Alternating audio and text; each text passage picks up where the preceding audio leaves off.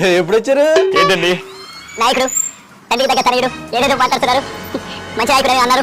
అది నా గురించేనా? మేము మాట్లాడేది మా లోకేష్ గారి గురించి మాట్లాడుతున్నాం సార్, మీ గురించి కాదు. అంత గొప్ప నాయకుడా? మాకు బాధ వచ్చి చేతులెత్తి మొక్కితే మేమేం చేయలేము అని చేతులెత్తేశారు. అదే మా నాయకుడు లోకేష్ అయితే చిన్న ట్వీట్ ఇస్తే చిటికలో స్పందించి సహాయం అందిస్తున్న మహానాయకుడేనే మా లోకేష్. గెలిచిందండి ఒకసారి.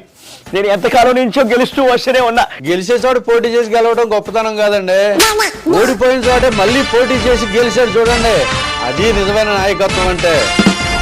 మా లోకేష్ మాటల మనిషి కాదండి, చేతల మనిషి. అందుకే ఓడిపోయిన మంగళగిరిలోనే గెలిచి మీ పార్టీకి మీకు మంగళం పాడేశాడు. దాని నుంచి నిలబడుకోనున్నా. కుర్చీ ఇస్తే బాగుండుగా. 5 సంవత్సరాలు అధికారంలో కూర్చొని మమ్మల్ని నుంచోబెట్టలా రోడ్ల మీద. కూర్చోటి కాసేపు, ఏమవుతుంది ఎప్పుడు కుర్చీగోలా.